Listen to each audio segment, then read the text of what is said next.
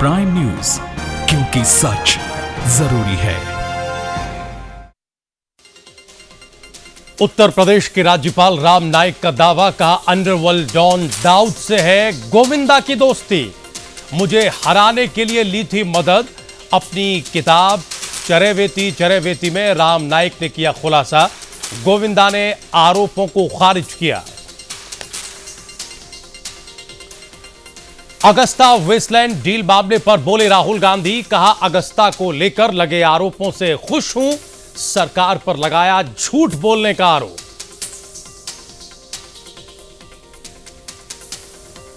BJP संसदीय दल की बैठक में प्रधानमंत्री मोदी ने ली सांसदों की क्लास। कहा सरकार की योजनाओं को जन जन तक पहुंचाएं सांसद। मुद्रा योजना और मुफ्त गैस कनेक्शन पर पूछे सांसदों से सवाल।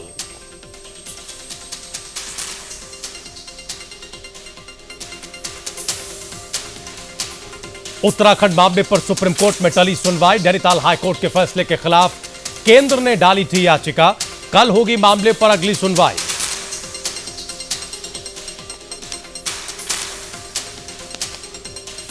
रियो ओलंपिक के लिए गुडविल एम्बेसडर बने master blaster Sachin Tendulkar. IOA का स्वीकारा निमंत्रण। भारतीय निशानेबाज अभिनव बिंद्रा और अभिनेता सलमान खान के बाद सचिन को दिया गया यह खास सम्मान।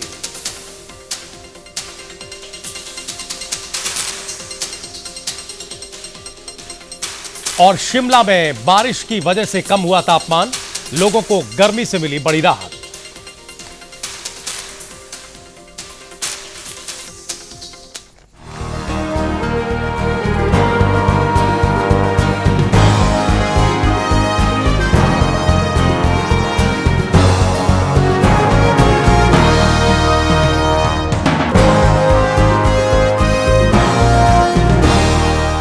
नमस्कार, बहुत स्वागत है आप सभी का प्राइम न्यूज पर। मैं हूं राजीव रघुनंदन और वक्त प्राइम एजेंडा का है। ऐसा लग रहा है कि अगस्ता वेस्टलैंड हेलीकॉप्टर घूसकांड कांग्रेस पार्टी के लिए गले की फांस बनता जा रहा है। हालांकि फिलहाल कांग्रेसी नेताओं पर सिर्फ आरोप ही हैं, लेकिन बीजेपी को लगता है कि उन्हें अगस्ता के तौर पर ब्रह्मास्त्र मिल गया है और इसका इस्तेमाल करके वो कांग्रेस को उखाड़ फेंकेगी। लिहाजा बीजेपी ने अगस्ता वेस्टलैंड डील को लेकर कांग्रेस की पूरी घेरेबंदी कर रखी है। बीजेपी ने अपने कई नेताओं को इस मोर्चे पर लगा रखा है। इस मामले में बीजेपी लगातार कांग्रेस अध्यक्षा सोनिया गांधी के पीछे पड़ी है। हालांकि अब उसने राहुल गांधी को निशाने पर ले लिया है, लेकिन राहुल गांधी अपने ऊपर लगे आरोपों से उत्तेजित नहीं हुए, नाराज नहीं हुए, बल्कि साफ कहा कि उन पर हमेशा आरोप लगते रहे हैं और वो इससे खुश हैं। सवाल है कि राहुल का आरोपों पर खुशी जाहिर करने का मतलब क्या है? क्या राहुल ने अपने ऊपर लगे आरोपों को हल्के में लिया है? क्या राहुल पर लगे आरोपों में कोई दम नहीं है, इसलिए वो खुशी जाहिर कर रहे हैं? बीएसपी सांसद किरीट सोमैया ने सोमवार को राहुल गांधी और उनके करीबी कनिष्क सिंह पर अगस्ता वेस्टलैंड डील के बिचौलिए हश्के से संबंध होने का आरोप लगाया था। अगस्ता वेस्टलैंड डील में फंसे बिचौलिए ग्वाइडो हश्के का नाम कॉमनवेल्थ घोटाले में यानी सीडब्ल्यूजी में भी सामने आया था।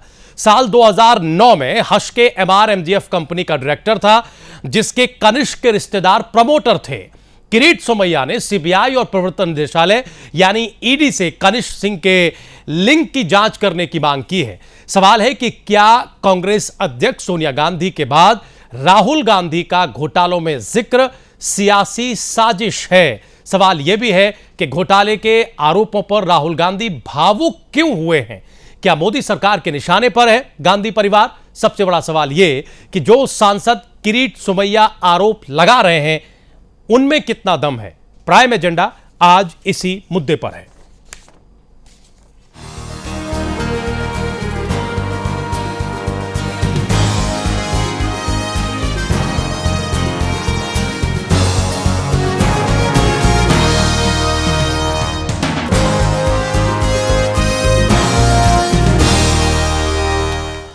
अब हम डिबेट को शुरू करें। मेहमानों से आपका परिचय कराएं। इससे पहले कनिष्क सिंह के बारे में आपको थोड़ा सा ब्रीफ कर दें, दर्शकों को बता दें। हालांकि दर्शक समझते हैं, टेलीविजन देखते हैं, खबरिया चैनल देखते हैं। कनिष्क सिंह एक ऐसी शख्सियत हैं, कई वेबसाइट्स पर उनके बारे में जो जानकारी है, जिनके इशारे के बिना राहुल गांधी की कांग्रेस पार्टी में शायद पत्ता भी हिलता हो, यह कहा जा रहा है। यह स्थिति है कनिष्क सिंह की, जो राहुल गांधी के करीबी हैं।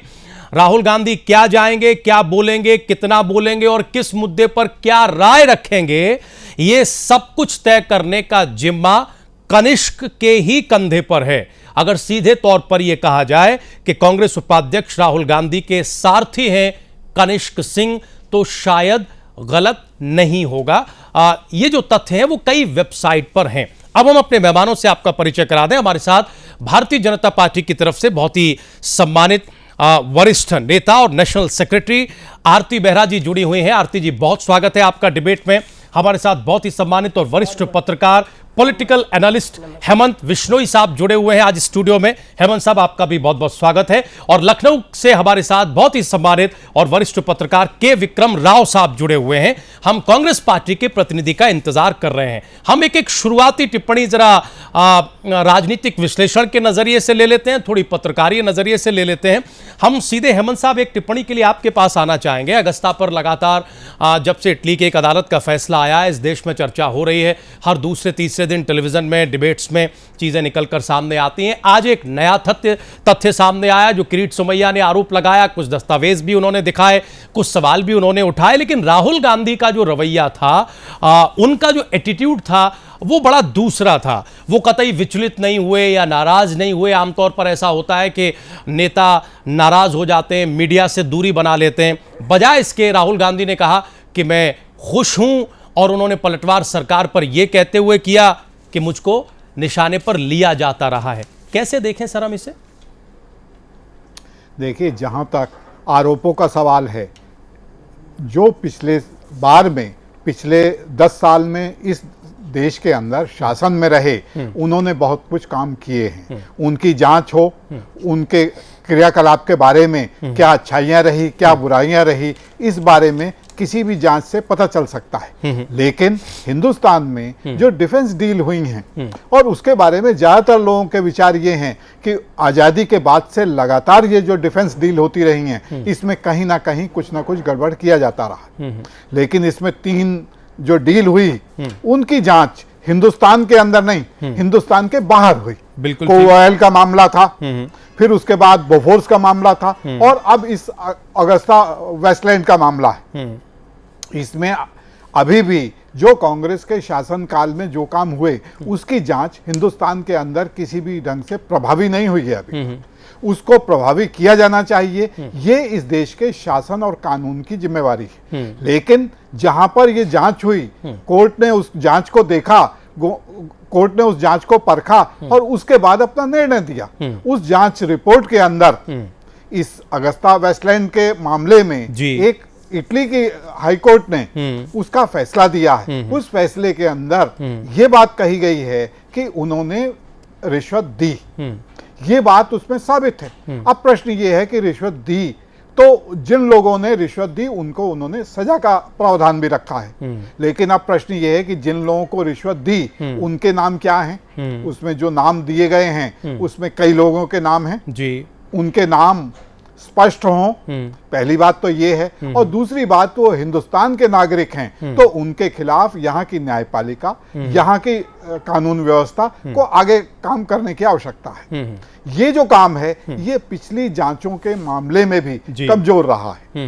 मैं अपनी बात को खत्म करूंगा कि ये जो जांच का मामला है, इसको आगे बढ़ाया जाना चाहिए। केवल इसकी जांच का अभी जो मामला है, वो तो केवल जजमेंट के मामले से ही सारा इशू खड़ा हुआ है। लेकिन हेमंत साहब, जो हमारा मूल सवाल है, ये चर्चा हो रही है लगातार टेलीविजन चैनल्स पर, लेकिन राहुल गांधी का नाम इसमें सामने आना, किरीट सोमैया का कुछ दस्तावेज और कुछ कनेक्शंस का बताना और सरकार से बाकायदा जांच की मांग करना, और उस पर कांग्रेस पार्टी के उपाध्यक्ष की मजाकिया टिप्पणी होना और यह कहना कि मुझे परेशान करने के लिए इस तरह के आरोप लगाए जाते रहे हैं, मैं इसको कोई तवज्जो नहीं देता, इमोशनल होना, ये क्या दिखाता है? राजनेता अब इस तरह के आरोपों पर गंभीर नहीं है बिल्कुल, या फिर कोई अलग तरह का एटीट्यूड ही राहुल गांधी अपना रहे हैं? कैसे देखें सर, हम ये समझना चाह रहे हैं। देखिए, बात यह है कि अभी राहुल गांधी का नाम इस मामले में सीधे सीधे नहीं आया है। अब उनके एक समर्थक का नाम, उनके एक सहयोगी का नाम यदि इसमें आया है, तो अभी भी उस सहयोगी के मामले में भी उस व्यक्ति का कितना इन्वॉल्वमेंट है, कितना उसने पैसा लिया, इस तरह के कोई डिटेल सामने नहीं आए हैं। कल संसद के अंदर ये मुद्दा आएगा जिसमें रक्षा मंत्री इस सारे मुद्दे पर अपना जवाब देंगे। इस मुद्दे पर सरकार की जानकारी जनता के सामने आएगी और तब तस्वीर थोड़ी और ज्यादा साफ होगी क्योंकि आधिकारिक बयान रक्षा मंत्री का पार्लियामेंट में, सदन में आएगा। सर, हम आते हैं अगले हिस्से में। हम जरा के विक्रम राव साहब के पास जाना चाहते हैं, इससे पहले कि हम आरती जी को शामिल करें। हम कलप्पा जी के आने का इंतजार कर रहे हैं। ब्रजेश कलप्पा, प्रवक्ता कांग्रेस पार्टी, हमारे साथ जुड़ेंगे अब से थोड़ी देर में। हालांकि कांग्रेस पार्टी का स्टैंड आज ये रहा है कि ये सब कुछ बकवास है, ये झूठ का पुलिंदा है। ये जो रणदीप सुरजेवाला है, उनके प्रवक्ता, उनकी तरफ से ये बयान आया है। और भी कांग्रेस पार्टी के कई नेता हैं जो टेलीविजन चैनल्स पर ये कह रहे हैं कि बेवजह गांधी परिवार को बीजेपी की सरकार निशाने पर लेने की कोशिश कर रही है, वगैरह वगैरह, इस तरह के वक्तव्य हैं। इस पर हम आरती जी से सवाल लेंगे। लेकिन के विक्रम राव साहब, हम कैसे देखें इसे? क्या वाकई इस देश में आरोपों को लेकर जो सियासत होती रही है उसे हंसी में उड़ा रहे हैं राहुल गांधी, या फिर जिस तरीके से उनके करीबी कनिष्क सिंह का नाम इस पूरी डील में जुड़ रहा है, इस बात की झेप मिटा रहे हैं वो? राजीव जी, नेहरू परिवार पे आरोपों का सिलसिला कोई नया नहीं है। ये 1948 से शुरू हो गया था, जब जीप स्कैंडल होता है कृष्णविनम के खिलाफ जवाहरलाल नेहरू के समय। अब बिना बहस में भटकाव किए सीधी बात करें, दो पहलू हैं इस पूरे इताली हेलीकॉप्टर के बारे में जी। एक है नैतिक, एक है कानूनी। कानूनी कोई ऐरा गहरा नहीं कह रहा है। इटालियन कोर्ट जुडिशरी का साफ साफ बयान है, सिनोरा गांधी की बात की है। अब ये कौन है सब जानते हैं। दूसरा नैतिकता है। अब बोफोर्स के बारे में कोई सबूत नहीं मिला। विश्वनाथ प्रताप सिंह भटकाते रहे देश को, अपनी उड़ाते रहे, लेकिन सही नहीं साबित हुए। फिलहाल 1989 में जिस प्रकार भारत की जनता ने तोप की दलाली पे वोट दिया और कांग्रेस को पलट दिया, ये याद रखना होगा। अब इसको भी हम लोग विधानसभा के चुनाव से जोड़ें तो मुझे लगता है कि माँ बेटे दोनों बहुत ही संलिप्त हो गए हैं इस आरोप में, और उनके लिए बचना बहुत ही कठिन होगा, क्योंकि भारत नहीं, इटली की जुडिशरी ने इस पर अपनी मोहर लगा दी है। और जितनी जल्दी हो सके भारत सरकार इस पे कोई कदम उठाए और किरीट सोमैया के बयान के अनुसार उन दस्तावेजों पर भी गौर करके कोई निर्णय करे, तब तो देश प्रति ईमानदारी होगी। और अगर मोदी सरकार समझौता सौदा करने की कोशिश करती है, बात को टालने की कोशिश करती है, अपने राजनीतिक लाभ के लिए कोशिश करती है, तो देश के हित में वो नहीं होगा। राजीव जी, अब जरा हम आरती जी के पास जाते हैं। आरती जी, आरोप यह लग रहा है कि मोदी जी की सरकार कांग्रेस परिवार को, गांधी परिवार को निशाने पर ले रही है। क्या वाकई यही सही है?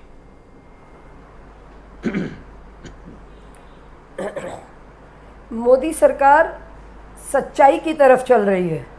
अगर आप देखें तो 2013 में इनके डिफेंस मिनिस्टर एंटोनी ने खुद कहा था कि डील में करप्शन हुई है, ब्राइब चली है, लेन देन हुआ है। अब ये कांग्रेस के बड़े लीडर्स चुप क्यों हैं? क्यों वो साफ सामने नहीं आते? किस किस का नाम इन्वॉल्व है, हम ये जानना चाहते हैं। और एक ये बहुत बड़ी सच्चाई है कि जिस तरह से इटली के कोर्ट ने अपने उन 2 लोगों को 4-4 साल की जेल की सजा सुनाई, उनके सारे डिटेल्स बताते हैं कि किस तरह से जो officers, high ranking officers involve हैं और उनके थ्रू किस किस को पैसा मिला है, कितना कमीशन आया है।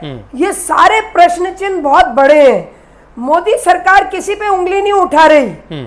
जैसे आपके पत्रकारिता में खोजी पत्रकार होते हैं, ऐसे ही हमारे किरीट सोमैया काफी खोजी सांसद हैं और वो बहुत देश में करप्शन से जुड़े हुए मुद्दों को वो हमेशा नजर रखते हैं और उनकी तह तक जाते हैं और वो उसका निकाल के लेके आते हैं। तो आज जो उन्होंने पेपर दिखाए हैं, जिन्हें हंसी में राहुल गांधी जी ने कि मैं खुश हूं कि मेरा नाम लिया और ये मुझे जबरदस्ती मेरा नाम लेते हैं, या सोनिया जी ये कहती हैं कि मैं किसी से नहीं डरती। हाँ, चूंकि देश ने आप पे इतना भरोसा किया, देश ने आपको इतना प्यार किया, इतने सालों आपको राज दिया, आपने उसको ग्रांटेड लिया और देश को लूटा, देश को खोखला किया, करप्शन के ऐसे ऐसे पैरामीटर्स आपने तय किए जो कल्पना से परे थे जी। तो आज ये एक और खुल रहा है। तो आपको ऐसा लगता है कि मैं किसी से नहीं डरती, क्योंकि आपको ऐसा लगता है कि कभी कुछ नहीं हुआ, ना कभी कुछ होगा। लेकिन सच्चाई है, मोदी सरकार किसी को टारगेट नहीं कर रही, लेकिन जिन्होंने देश के साथ देशद्रोह, देश का पैसा है, ये देश के लोगों का पैसा है, ये देश के लोगों के लिए खर्च होना चाहिए। अब आप देखिए मोदी सरकार की सबसे बड़ी बात, आज 2.25 साल हो गए और एक भी उंगली किसी भी मंत्रालय में एक पैसे के लिए भी नहीं उठाई जा सकती।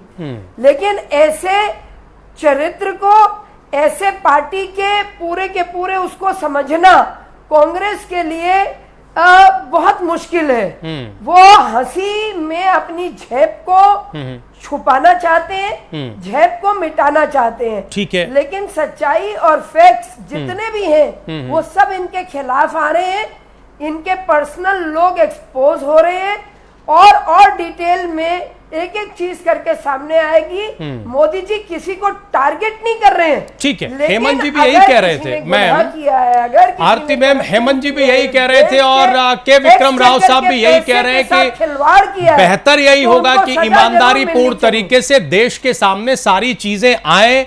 अगर सारी चीजें देश के सामने आएंगी तो इससे निश्चित तौर पर जो मौजूदा सरकार है उसकी साख, उसकी छवि पहले से बेहतर होगी। लेकिन सवाल यह है जो विक्रम राव साहब ने भी उठाया कि बोफोर्स का एक उदाहरण हमारे सामने है।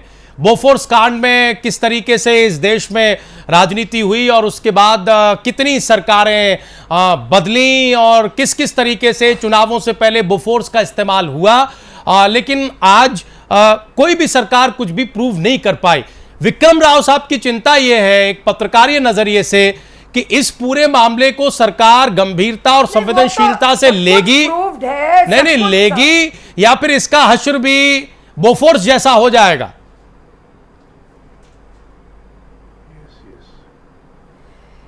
मैंने आपको बताया बोफोर्स में भी सब कुछ सामने, सब कुछ क्लीन है। वो तो भगाने वाले कौन थे उन्हें देश से, पूरा देश जानता है। किस तरह से कौन लोग उन्हें बचाने की पूरी कोशिश कर रहे थे और क्या रिश्ते थे, ये किसी से छुपा नहीं है। सुब्रमण्यम स्वामी जी ने भी इस पे काफी बार बहुत कुछ देश को बताया और आज ये जो बड़ी करप्शन की 750 बिलियन US डॉलर की करप्शन जो सामने आई है और जिसके जो ये कहते हैं कि CBI में हमने दिया ब्लैकलिस्ट करने का, हमने उसके भी टाइमिंग्स पे हमारे रक्षा मंत्री मनोहर पर्रिकर ने प्रश्न चिन्ह उठाया है, वो भी एक जांच का विषय है। मुझे ऐसा लगता है जांच पूरी होगी और जांच की तह तक जाया जाएगा। देश के जनता को इंसाफ मिलना चाहिए और वो इंसाफ मोदी जी, डेफिनेटली मोदी जी के नेतृत्व में जी मिलेगा और देश के सामने सच आना चाहिए। कम से कम उम्मीद हम सब यही करके चल रहे हैं। राजनीति में आरोप प्रत्यारोप खूब लगते हैं। हेमंत जी, अब दोबारा अब आपके पास आना चाहते हैं। सर, हम किस नजरिए से देखें, क्या ये माने कि इतने लंबे शासन के दौरान ये जो पूरी स्थिति बन रही है कांग्रेस पार्टी के लिए, ये बड़ी स्वाभाविक है। जब आप इतना लंबा शासन करते हैं, पिछले 10 साल आपने ये सरकार चलाई, तो ये बुराइयां चली आती हैं, या फिर जितने तीखे बीजेपी के आरोप हैं उन्हीं में ज्यादा दम लगता है कि सब कुछ सोची समझी रणनीति के तहत किया गया और देश को नुकसान पहुंचाया गया? मुझे लगता है कि इस मामले में, वेस्टलैंड के मामले में जो मुद्दा आया है वो हिंदुस्तान में किसी पॉलिटिकल पार्टी ने या किसी पॉलिटिकल नेता ने नहीं उठाया। ये तो एक हाई कोर्ट का फैसला है, और वो भी इटली के हाई कोर्ट का, जहां पर उसका प्रोडक्शन हो रहा था, जहां के लोग यहां पर बेचना चाहते थे, इसलिए मुद्दा वहां से उठकर आया है। अब प्रश्न ये है कि अभी तो ये मुद्दा वहां से उठकर हिंदुस्तान में आया है, अब हिंदुस्तान में इस पर क्या किया जाएगा, इस पर विचार करने का प्रश्न है। जहां तक मेरी जानकारी है, और आमतौर पर लोग इस बात को कहते और समझते भी हैं कि बहुत बार पॉलिटिशियन ऐसे रहे कि जो विपक्ष से समझौता करके चलते थे। ठीक। और इस तरह के कई उदाहरण लोगों के पास हैं, कई मामलों में हैं, कई मामलों में हैं। जी। लेकिन मुझे लगता है कि इसमें जो नरेंद्र मोदी जी हैं, उनका एटीट्यूड उतना कॉम्प्रोमाइजिंग शायद नहीं रहेगा।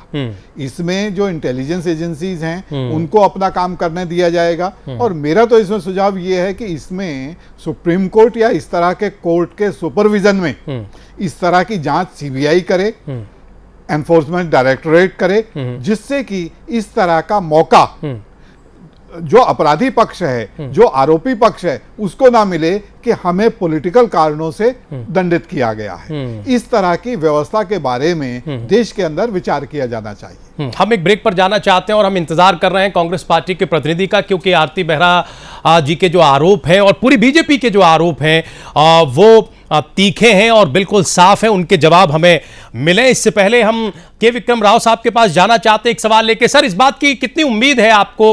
आप आशंकित हैं क्या कि इसका हश्र भी बोफोर्स जैसा होगा, या फिर नहीं, परिस्थितियां 89 और उससे पहले की अलग थी और आज के दौर में अलग है?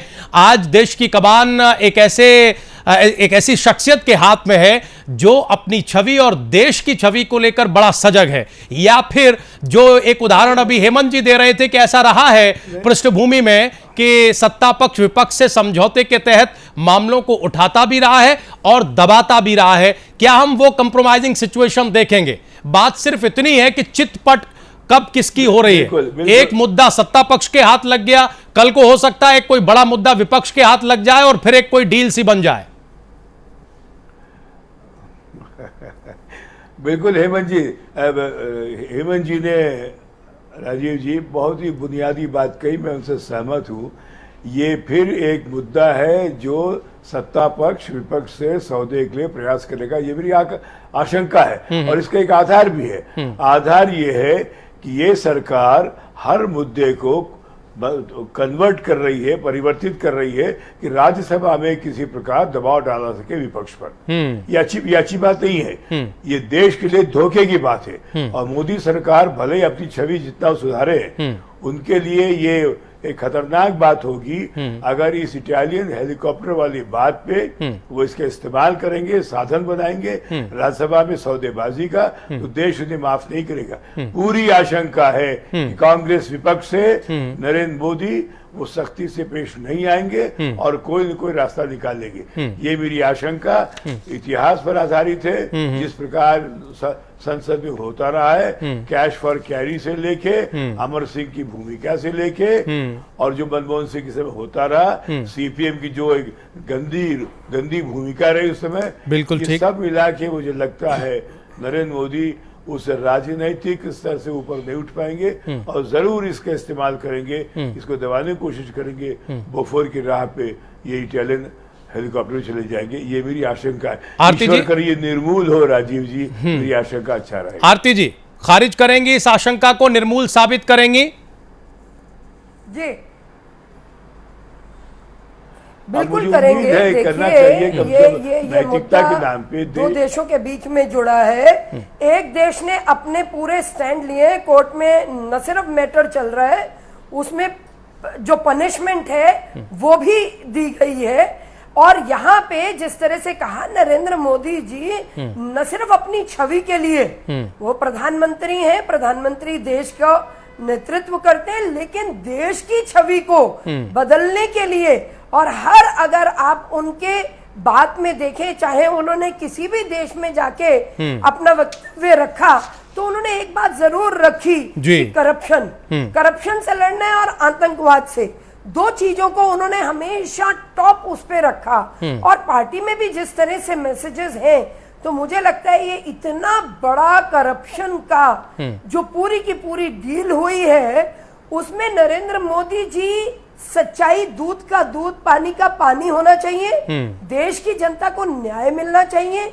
देश की जनता का ये पैसा है, ये एक्सचेकर्स का पैसा है, ये पैसा जो डिफेंस के लिए रखा गया है, जो देश की सुरक्षा के लिए रखा गया है जी। उसके साथ खिलवाड़ किसी भी प्रकार का, और जो कोर्ट जो सारे निकाल के लेके आ रहे हैं, तो उसमें मुझे ऐसा लगता है कि मोदी जी किसी को ना टारगेट कर रहे हैं, न किसी प्रकार का वेंजेंस है। ये तो एक सच्चाई है। अगर आपने कुकृत्य करे हैं, अगर आपने गलत काम करे हैं, और अगर आपने कमीशन ली है, आपने ब्राइबरी ली है, तो आपको फेस करना पड़ेगा। आज मैटर पूरा खुल गया है किस तरह से त्यागी के पूरे के पूरे कंपनीज में अलग अलग जगह जहां पे उनकी इन्वॉल्वमेंट दिखाई जा रही है, एक एक डिटेल्स जो इटली की कोर्ट में इटली के उन ऑफिसर्स ने, वेस्टलैंड के ऑफिसर्स ने सारे डिटेल्स दिए हैं। ठीक है कि वो कहां उनको लेके मैम, ठीक है। विक्रम राव साहब यही चाह रहे थे कि उनकी आशंकाएं निर्मूल साबित हों, उन्हें उनकी आशंकाएं खारिज हों, और वो आप कह रहे हैं बहुत सारे डिटेल निकलेंगे। ठीक है। हमारे देश का एनफोर्समेंट डायरेक्टर, हमारे देश का सीबीआई इस पे ऑलरेडी पूरी तरह से नोटिस लेके इस पे काम कर रहे हैं। नहीं मैम, बिल्कुल हेमंत तो जी भी यही चाहते हैं, विक्रम राव साहब भी यही चाहते हैं, लेकिन इन आशंकाओं को बल तब मिलता है, इन आशंकाओं को बल इसलिए मिलता है आरती जी, क्योंकि हमारे देश में ऐसा कोई उदाहरण अभी तक सामने नहीं है, कोई स्थापित नहीं है किसी भी सरकार के द्वारा कि साहब फलानी सरकार में फलाना मामला सामने आया था और फलाने प्रधानमंत्री ने ऐसा एक ट्रेंड सेट किया था। इसलिए ये आशंकाएं थोड़ी ज्यादा बड़ी हो जाती हैं, बलवती हो जाती है। थोड़ा सा ब्रेक हम ले लेते हैं। शासन जो था, ठीक है आरती जी, हम एक थोड़ा सा ब्रेक ले लेते हैं। ब्रेक के उस पर हम पूरी कोशिश ये कर रहे हैं, आप जो भी बात कह रहे हैं उस पर कांग्रेस का पक्ष भी सामने आना चाहिए। ब्रजेश कलप्पा साहब हमारे साथ जुड़ेंगे, उनके साथ हम बातचीत करेंगे और जरा ये समझेंगे कि क्यों राहुल गांधी इतने बड़े आरोपों को और इस कनिष्क के साथ के कनेक्शन को हंसी में उड़ा रहे हैं। कहीं वो अपनी झेप तो नहीं मिटा रहे हैं। छोटा सा ब्रेक, तुरंत लौट रहे हैं।